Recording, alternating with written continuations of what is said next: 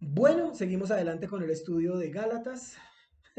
Seguimos aquí en la defensa del apostolado, en la defensa del apostolado de Pablo en el libro de Gálatas.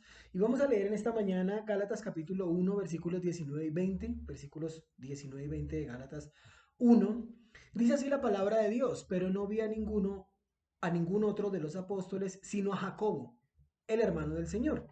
En lo que os escribo os aseguro delante de Dios que no miento. Vamos a orar. Padre, te damos gracias en el nombre de Jesús por todo lo que nos das y por todo lo que haces. Rogamos tu favor y tu misericordia. Habla a cada uno de nosotros, pues lo pedimos en el nombre de Jesús. Amén y amén. Entonces, Pablo está defendiendo su apostolado y nos dice que fue a reunirse con personas maduras. Pudimos vislumbrar la conversión que tuvo con Pedro. Dice en el versículo 18 que 3 años después fue a Jerusalén para conocer a Pedro y solo estuvo allí durante 15 días. Se sospecha lo que hablaron, especulamos en lo que dijeron, qué podía haber dicho, y se cree que pudieron haber hablado de sus días pasados. Intuimos que su conversación marcó su amistad, pero de lo que sí podemos estar completamente seguros es que el tema principal de esta conversación fue, es y seguirá siendo Cristo, el Evangelio, su salvación. Pero como ya lo hemos visto, y ojo con esto, otra cosa muy importante, no solamente la salvación suya de ellos, sino también la salvación que por medio de este Evangelio llegaría a muchas partes. Lo importante de esto es compartir el Evangelio. Y la importancia del Evangelio no es que más almas lleguen a los pies de Cristo, aunque sí. Lo importante de compartir el Evangelio es que Cristo sea exaltado, que Cristo sea alabado. Esa es la importancia del Evangelio.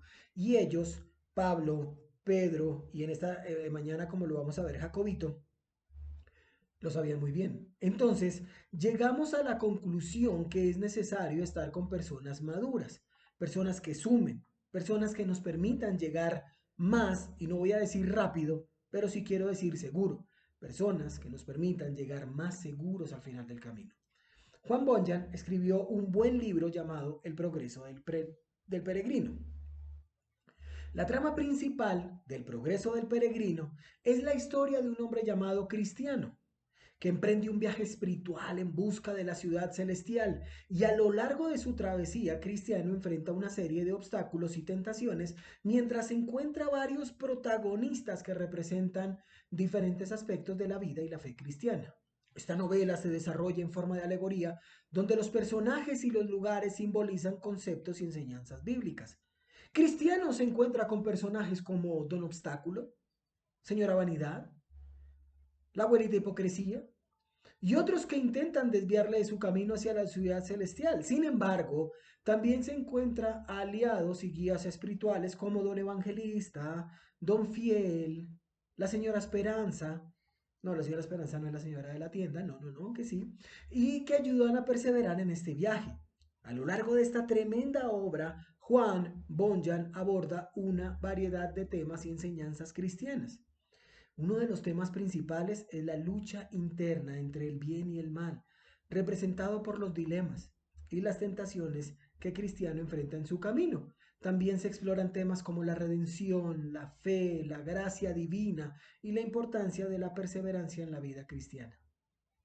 Y es en esta perseverancia, en la vida cristiana, donde nosotros necesitamos personas que nos rodeen de evangelio, que nos rodeen de fidelidad, que nos rodeen de esperanza, personas que nos ayuden a perseverar en nuestro viaje, en este duro peregrinaje. Y eso es lo que está buscando Pablo, Pedro, Jacobito, Juan Bonjan, John.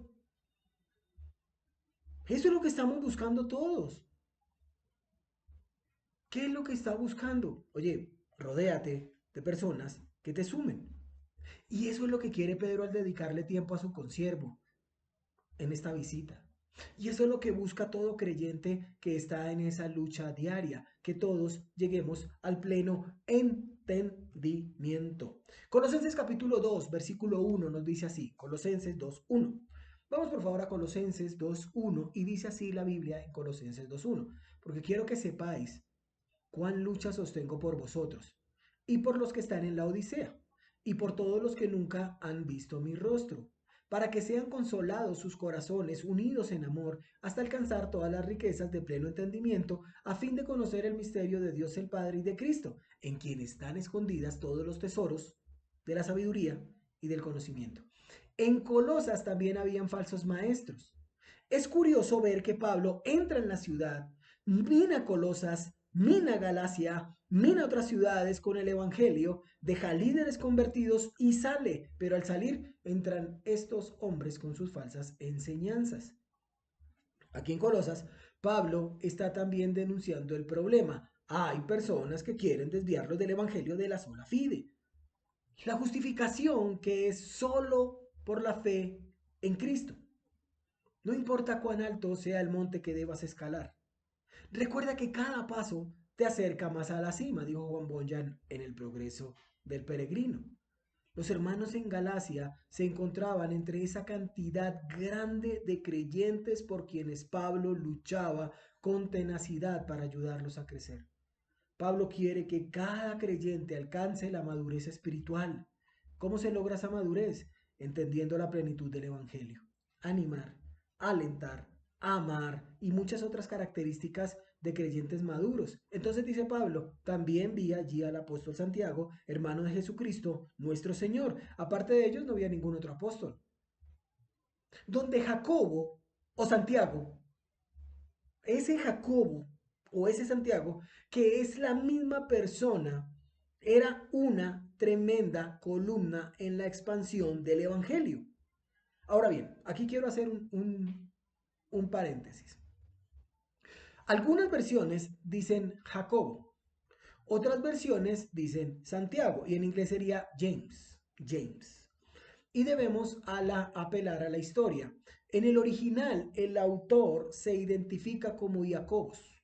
Está la versión helenizada del nombre Jacob, el hijo de Isaac. ¿Se acuerdan de Isaac allá? Era un nombre muy común entre los hebreos. De hecho, hay no menos de 7 personas llamadas Jacob o Jacobo en toda la Biblia.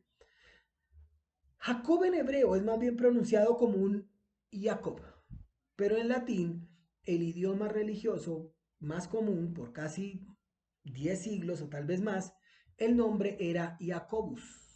Y por supuesto, al ser uno de los autores de la escritura, la Iglesia Católica canonizó a Jacobo como San Jacobo. En latín fue Sanctus Jacobus. ¿Sí notan mi latín? ¿Qué tal? Sanctus Jacobus. Ya puedes ver cómo este compuesto devino en San Jacob. ¿Sí? ¿No suena? Al poco tiempo terminó siendo una sola palabra. Santiago. Así, el medio hermano de Jesús pasó de Jacobo a San Jacobo y a Santiago. Pero lo que más sorprende aquí y lo que vamos a utilizar como algo práctico no es el cambio de nombre, es el cambio del hombre. ¿Sí? No es el cambio del nombre, es el cambio del hombre. Pablo nos da una señal específica de con quién se encontró. Dice que era Santiago, el hermano de nuestro Señor Jesucristo, no era otro. Ahora bien, en su ministerio terrenal, los hermanos, las hermanas y mucha de la familia del Señor Jesús no le creían. Mira lo que dice Juan capítulo 7, versículo 3. Juan 7, 3. Juan 7, 3 dice así. Y le dijeron sus hermanos, entre ellos estaba Jacobito, sal de aquí y vete a Judea para que también tus discípulos vean las obras que haces. Porque ninguno que procura darse a conocer hace algo en secreto. Si estas cosas haces, manifiéstate al mundo, porque ni aun sus hermanos, o sea Jacobito, creían en él. Su propia familia no creía en Jesús como el Salvador. Jacobito no creía. Es más, muchos de ellos, incluido Jacobito, pensaba que estaba loco. Marcos 3:21. Marcos capítulo 3, versículo 21 dice así: cuando lo oyeron los suyos, vinieron para prenderle porque decía, está fuera de sí. Mira, traducción lenguaje actual dice, cuando los familiares de Jesús supieron lo que hacía, fueron para llevárselo, porque decían que se había vuelto loco. En esos momentos, la familia suya de Jesús solo podían explicar las acciones del Salvador, asegurando que era una persona irracional, o sea que estaba loca. ¿Entendemos el cambio? No del nombre, sino del hombre. Ese es el cambio cuando Cristo llega a la vida del creyente. Y yo sé que te ha pasado a ti.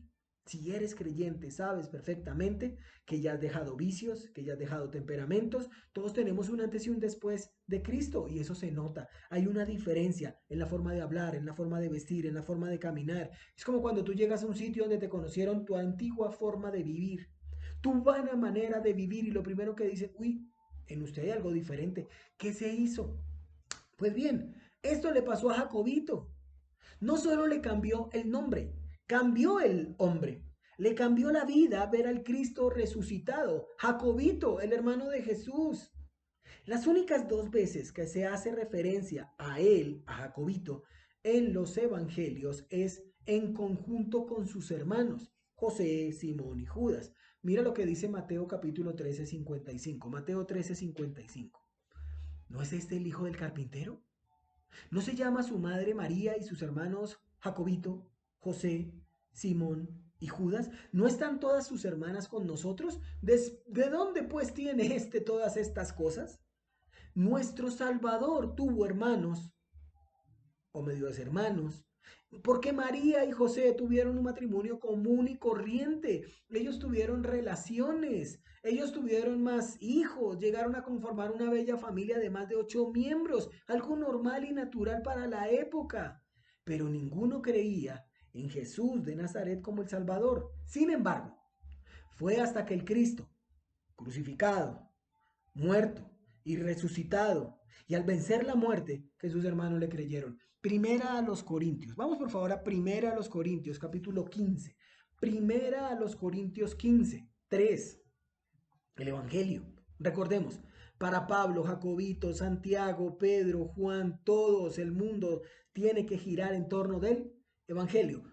15:3 de 1 Corintios, porque primeramente os he enseñado lo que asimismo recibí, que Cristo murió por nuestros pecados conforme a las Escrituras, que fue sepultado y que resucitó al tercer día conforme a las Escrituras, que apareció a Cefas, después a los 12, después apareció a más de 500 hermanos a la vez, de los cuales muchos viven y aún otros ya duermen. Después apareció a Jacobito y después a todos los apóstoles. Vemos que todo tiene que ver con el Evangelio. ¿Cuál fue el propósito en Dios de que Jacobito creyera? Miren, vamos por favor a Hechos capítulo 1. Hechos capítulo 1. Déjenme, yo también voy allá porque necesito ver contexto. 1. Sí, voy a leer desde el 12, pero quiero que hagamos énfasis en el 14. Dice el versículo 12, entonces regresaron a Jerusalén desde el monte llamado de los Olivos, que está cerca de Jerusalén, camino de un día de reposo. Cuando hubieron entrado en la ciudad, subieron al aposento alto donde estaban hospedados Pedro, Juan, Jacobo y Andrés, Felipe y Tomás, Bartolomeo y Mateo, Jacobo, hijo de Alfeo, Simón el celote y Judas, hijo de Jacobo. Aquí vimos tres. Todos estos estaban unánimes, entregados de continuo a la oración, junto con las mujeres, con María la madre de Jesús y con los hermanos suyos de él. Tremendo. O sea que este hombre, Jacobito, por eso digo Jacobito, porque ahí había otro Jacobo y otro Jacobo. Había un solo Jacobito. Jacobito era un pilar, un soporte, un apoyo para todos aquellos que le necesitaban. Estaba orando unánimemente por ellos. Tremendo, porque es que todo tiene que ver con el Evangelio, y eso lo sabía Pablo, lo sabía Pedro, lo sabía Jacobito, y Jacobito vio al Cristo resucitado, llegó a ser uno de los líderes de la iglesia en Jerusalén, y como si fuera poco, escritor de una de las cartas más importantes del Nuevo Testamento. Pablo escribe amonestándonos que no nos dejemos mover por falsos hermanos. Pablo escribe sobre su apostolado. Pablo es enfático que debemos perseverar en la doctrina. Jacobito es una de las 7 cartas que se denominan epístolas universales. ¿Por qué este nombre? Cuando nosotros vamos a la carta de Santiago, vamos a mirarlo, pero cuando nosotros vamos a las cartas de Pablo, sabemos que van dirigidas a una iglesia, a una persona, Corinto, Éfeso, Galacia, Filemón. Pero cuando leemos la carta de Santiago no es así. Santiago es Jacobito. Mira lo que dice Santiago 1:1. Jacobito 1:1. San Jacobo. James. Dice Santiago 1:1. Siervo de Dios y del Señor Jesucristo a las 12 tribus que están en la dispersión. Saludos. El propósito de la carta de Jacobito es proveer consejos sobre la conducta cristiana. Empieza animando a tener fe en medio de las pruebas. Jacobito nos recuerda que los que resisten la prueba recibiremos la prometida corona de vida. Temas prominentes de la epístola de Jacobito es la relación entre la fe y las obras, diciendo que la una no puede funcionar sin la otra. Jacobito escribe a personas, no a una iglesia, personas que conforman la iglesia en el mundo entero, a las de que están en dispersión, que están bajo presión. Aunque los lectores de Jacobito no están siendo llevados por un sufrimiento extremo a causa del Evangelio, sí están sufriendo por lo económico, presiones sociales. Esto estaba destruyendo la iglesia a la cual Jacobito le estaba escribiendo. ¿Cómo podemos responder ante situaciones externas que nos afectan? Jacobito en su epístola da la respuesta y como siempre la respuesta es dual. O pueden ayudarse mutuamente y jalar todos para el mismo lado, o déjense llevar por las cosas de este mundo, el dinero, los deseos de los ojos, los deseos de la carne, la vanagloria de la vida, pero esto les traerá división y en algún momento la caída. O se ayudan o se dejan llevar. Jacobito buscaba que sus lectores se fueran por la primera línea, pero iban por la segunda. ¿Cómo no hablar y compartir con un hombre como Jacobito? Pero no vi a ninguno de los apóstoles, aunque sea Santiago, el hermano del Señor. ¿Cuál creen ustedes que es otro tema principal de la carta de Jacobito a las iglesias? Porque es que ninguna de las otras cartas del Nuevo Testamento está tan llena de enseñanzas del mismo hermano de él, suyo de él. Y es que cuando leemos la carta de Santiago, dice que Jesús hacía esto o hacía lo otro. Realmente Jacobito no nos lleva, mira, ¿sabes qué? Mira, cuando yo estaba discutiendo con mi hermano, él hacía esto y hacía lo otro. No, él no está haciendo eso. Lo que está haciendo es que él ponía cuidado y dice, uy, esta frase me gustó y esa frase me marcó. Esa idea de Jesús de Nazaret, de mi hermano, me marcó. Este Jacobito debió haber recordado las muchas palabras de su hermano mayor, pero lo que más impacta de Jacobito es que coge esas frases, esas enseñanzas y las aplica a los problemas reales de la iglesia y las establece. Entonces, Jacobito le enseña a Pablo que las enseñanzas que recibió del mismo hermano suyo de él son un modelo para las personas de la iglesia, para una comunidad entera. ¿Entendemos cómo la palabra de Dios es viva y es eficaz? ¿Será que Pablo perdió la oportunidad de hablar con Jacobito? ¿Sería que solo lo miró y siguió de camino? ¿Sería que no tuvieron la posibilidad de compartir un café, una tostada, una galleta? Y otra pregunta, ¿no eran 12 apóstoles? ¿Dónde estaban los demás? ¿Será que estaban predicando el Evangelio de Cristo? No sé, sería especular, pero yo me imagino que sí. Muy seguramente estaban haciendo la obra de su Señor. Recordemos que esta visita de Pablo a Jerusalén no fue para aprender más del Evangelio, era para conocer personas y que lo conocieran a él. Y escogió dos tremendas columnas de los inicios de la iglesia, Pedro y Jacobito. ¿Qué nos enseña esta visita? Que Pablo tenía pleno conocimiento del Evangelio y que necesitaba rodearse de personas maduras. Juan Bunyan en su libro dice así, cada persona tiene su propia carga que llevar, pero al ayudarnos mutuamente podemos aligerar el peso de nuestras cruces. ¿De dónde sacó Juan Bunyan eso? De Gálatas 6.2. Gálatas 6.2 dice sobrellevar los unos las cargas de los otros y cumplir así la ley de Cristo. Ayudar con paciencia, ayudar con resistencia a los demás, darnos cuenta que no estamos solos, que Dios está conformando una hermosa familia, personas que viven día a día lo mismo que nosotros, tenemos luchas, tenemos dificultades, muchas veces tenemos hambre, muchas veces tenemos sed, personas que queremos luchar aguerridamente para caminar en este peregrinaje. Eso es entender de que no soy solamente yo, no hay que ser egoístas, hay personas como nosotros que están perseverando en oración. Hay personas como nosotros que están levantando nuestros brazos cuando sentimos que no podemos más. Por eso necesitamos buscar personas fieles, personas que pasaron lo mismo que nosotros hemos pasado. Y eso es lo que Pablo está buscando en su visita a Jerusalén. Tremenda columna, Jacobito. Este era un hombre de Dios. Jacobito era un hombre fuerte, pero ¿saben, mis hermanos? Mira lo que dice Hechos 15,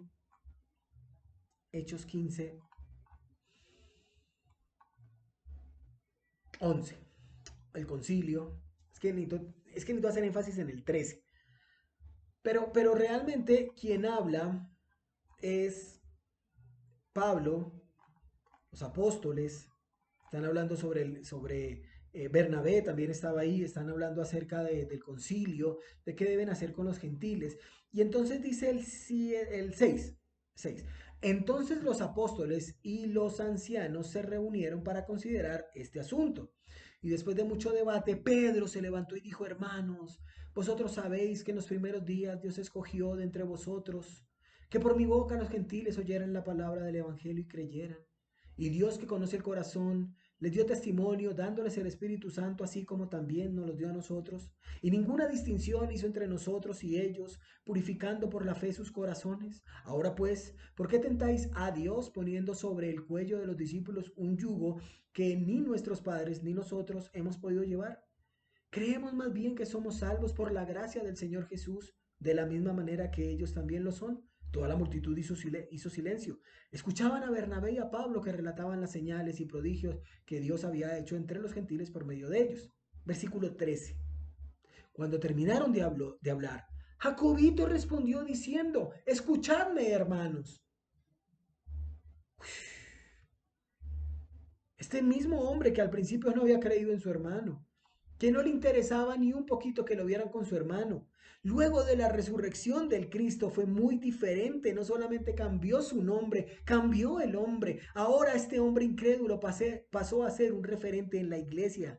De una persona desconfiada pasó a ser un completo creyente. Y un creyente pieza clave en la iglesia. Ese es el llamado de Pablo a la iglesia de Galacia. Es como el escritor de Hebreos nos dice, porque debiendo ser ya maestros después de tanto tiempo, tenéis necesidad de que se os vuelva a enseñar cuáles son los primeros rudimentos de las palabras de Dios. Y habéis llegado a ser tales que no tenéis necesidad de leche y no de alimento sólido. Por eso dice, pero el alimento sólido es para los que han alcanzado madurez, para los que por el uso tienen los sentidos ejercitados en el discernimiento del bien y del mal. Todo creyente debe ser un maestro, una persona que enseña de Cristo, de su Evangelio. Por tanto, el escritor de Hebreos como Pablo en Gálatas son claros sobre el conocimiento sin obediencia detiene el crecimiento espiritual de una persona. Pablo, Jacobito, Juan y este servidor suyo pensamos que el conocimiento sin obediencia detiene el crecimiento espiritual de la persona. Y al aceptar todas esas falsas enseñanzas, todas esas falsas doctrinas, todos esos falsos hermanos y creer lo que ellos están diciendo, están retrocediendo en su entendimiento acerca del Mesías. Por eso Pablo está defendiendo su apostolado con esas palabras. No es solo contar que fue a Jerusalén. Pablo no está presumiendo de que fue a Jerusalén. Es como si yo dijera, mira, ¿saben qué? Estuve en Cartagena y en la playa me encontré con Miguel Núñez, con su gel Michelin, y luego estaba mi tocayo Johncito Piper. Sí, no, no, Piper, Don Piper. Sí, no, no, no, no, eso no le suma nada al Evangelio. Pablo no está diciendo, no, mire, me fui yo a Jerusalén y entonces allá me encontré con Pedro y me encontré con Juan y hicimos un asado y nos tomamos unos cafés y no, eso fue muy, muy chévere y compartimos, no, tremendamente. No, entonces, no, no, no, no. Lo que Pablo nos está enseñando es que no consultó con nadie de esa salvación. Entonces, si yo no consulté con nadie, ¿por qué ustedes están consultando a otras personas que no le van a sumar a esa salvación? ¿Por qué le están creyendo a esos hermanos? ¿Para qué se desvían del propósito? Fueron expuestos al verdadero evangelio. Ya deberían estar enseñando, pero todavía son unos bebés. No sean infantiles. Sí, no se dejen llevar como niños con un dulce. ¿Es que acaso no comprenden la verdad del Evangelio? Jacobito fue muy importante para Pablo, así como Pablo fue demasiado importante para Jacobito. Algunos piensan que la epístola de Santiago fue escrita en respuesta a un sobreapasionada mala interpretación de las enseñanzas de Pablo respecto a la fe. Si estudiamos alguna vez la carta de Santiago, nos vamos a dar cuenta que dice, ¿cómo así? ¿La fe sin obras es muerta? Pero Pablo nos dice que es solo por gracia, por medio de la fe. Puntos de vista extremo. Por eso Santiago está combatiendo el antinomianismo. Ellos decían que por ya estar en Cristo eran libres de la ley del Antiguo Testamento. Saben que un hombre como don Martín Lutero, un hombre el cual tiene que ser respetado, en lo que escribió, detestó la carta de Santiago y la llamó la epístola de paja. ¿Saben por qué? Porque falló en reconocer que las enseñanzas de Santiago sobre la obra o sobre las obras como autenticación de la fe contradecían las enseñanzas de Pablo sobre la sola fe. Tremendo cómo podemos llegar a una pésima interpretación, mis hermanos. Mientras que las enseñanzas paulinas se concretan en nuestra justificación con Dios, las enseñanzas de Santiago se concretan en las obras que ejemplifican esa justificación. Lo que Pablo aprendió en ese viaje fue muy interesante. Mis hermanos, muchas veces no se trata de hablar de, se trata de vivir a. No se trata de hablar de Cristo, se trata de caminar con Cristo. No es posible que una persona diga que es un verdadero creyente y siga pecando. No es posible. Qué tremendas verdades sacó Pablo de sus consiervos. Qué maravilloso es poder escuchar unánimes la palabra de Dios, que nos permite creer, nos permite crecer y nos permite madurar. Es el Evangelio el que cambia vida y nos da esperanza. Juan Bunyan dijo, cada desafío es una oportunidad para crecer y aprender. Lo importante es no rendirse nunca. ¿Qué es lo importante que sabemos de Jacobito? ¿Qué es lo último que sabemos de Jacobito? Un hombre llamado el Justo, un hombre con grandes virtudes. La tradición nos dice que murió apedreado por líderes religiosos. Es tremendo ver cómo realmente no solamente nos cambia nuestro nombre, sino también cambia el hombre. Ese es el Evangelio. El Evangelio de Jesucristo es el único que te puede cambiar. Por eso necesitas estar rodeado de personas que te sumen. Porque si vas a empezar a buscar personas que te alejen del propósito, lo vas a encontrar por doquiera. Pero personas que te sumen y que te lleven a alcanzar la meta en Cristo, muy pocas. Por eso Pablo sigue diciendo, en esto que os escribo, he aquí delante de Dios que no miento. ¿Saben? Pablo está llamando a Dios como testigo de la veracidad de su palabra. Pablo está utilizando este método para recalcar la importancia de lo que está diciendo. Pablo, Jacobito, dos grandes hombres con ministerios diferentes, pero con un mismo evangelio y un mismo propósito. Pablo decide ver a Pedro para tener compañerismo. Y aquí hay una lección muy importante para los obreros en la viña del Señor. Aunque tengamos diferentes ministerios, el evangelio es el mismo. Es necesario que nos humillemos y busquemos el compañerismo de otros, sabiendo que en la unión hay fortaleza. ¿A quién buscas? ¿A quién estás buscando, mi hermano? Mi hermana, ¿a quién estás buscando? Esa es la pregunta que nos tenemos que hacer hoy. Oremos. Padre, te damos gracias en el nombre de Jesús por todo lo que haces. Señor, gracias. Es tu evangelio. Permite que cale y que llegue a cada corazón. Gracias te damos, mi buen Dios, en el nombre de Jesús. Amén. Chao, chao. Hasta una próxima. Bendiciones.